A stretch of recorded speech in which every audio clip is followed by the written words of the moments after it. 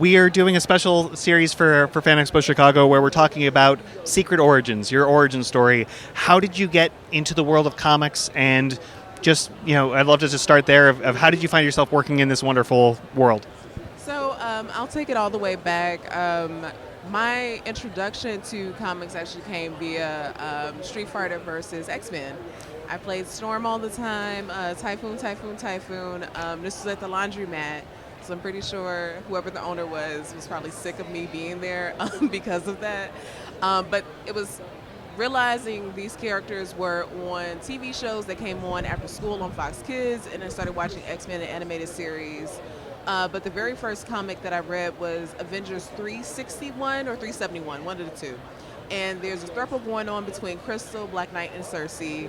And Vision is there being all sad. And it just kind of reminded me of the soap operas that my mom and my grandmother loved. And I was like, oh, so it's like The Bold and the Beautiful, but they're in tights.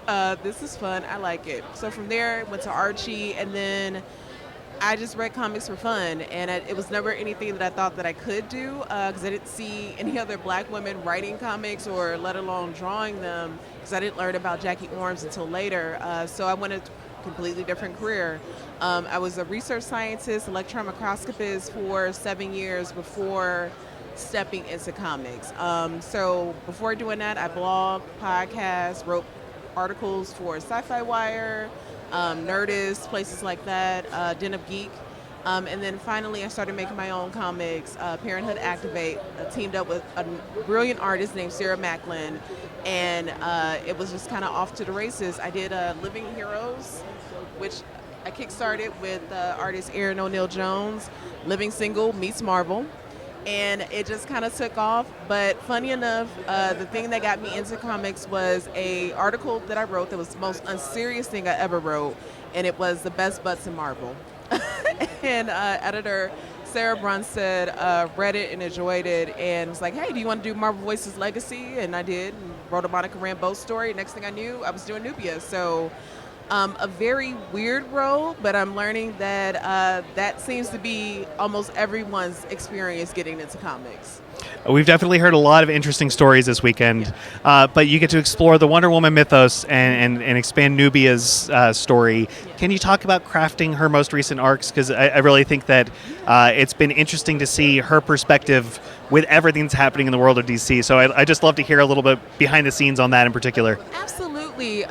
So I remember talking to my editor, Brittany Holzer, and we talked about Wonder Woman and just the things that we really loved about her. And the thing that always struck me about Nubia is that she had a fan base, even though she didn't really have that many comics appearances, right, or anything that was solidified. So for me, it was just really important to give her value outside of her proximity to Diana. It was never a thing of she's better than Diana. They're all Amazons. It's a sisterhood, and that's something that I wanted to focus on. So I went back and read George Perez's run of Wonder Woman, As You Do, and I was inspired by the Cavern of Souls that he introduced. Greg Rucka's run, that's where Medusa becoming the big bad in my series came to be, and also Madeline Miller's Cersei of all things, and a little bit of 300, if you can believe it. But anyway, those were all things that I kind of just immersed myself in. I think I even went back and played God of War too, just to kind of get myself in that headspace. I watched Troy for the first time, but for Nubia, it was just getting the foundational pieces of who the Amazons are as a group of women, the sisterhood, and just trying to build her personality based on that. Because I figured, well, if Diana is amazing because she came from this tribe of women, then anyone can be, and that includes Nubia. Well, my last question for you, what are you reading right now? What are you excited about in the industry at the moment? So I just reread Jared Mendez's Chef's Kiss, which I just really love his slice of life. What else have I read? You know, it's weird. Now that I write comics, a lot of times I feel like I'm reading stuff for work. Chef's Kiss is the first thing I've read in a long time that I really just read to enjoy. I'm excited about what's going on with DC's Absolute, of course, Absolute Power, but All In, because I'm just very interested in what Scott Snyder and everyone is cooking up. So that's something I'm looking forward to. And do you have any other projects coming up that you can share? Yes, so I have a tie-in for Absolute Power, Task Force 6, Issue 6. Kari Randolph is on the art. It looks amazing.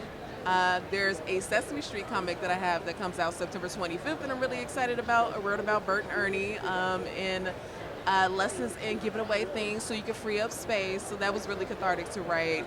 And I also have a story in Star Trek 500 starring Michael Burnham. That's fantastic. Yeah. We're close with the IDW team and the DC team as well, so very excited to see where Star Trek 500 goes. Heather has teased us a little bit as well, Colin and Jackson, so Yeah. it sounds like that piece in particular is going to be a wonderful chapter for Star Trek.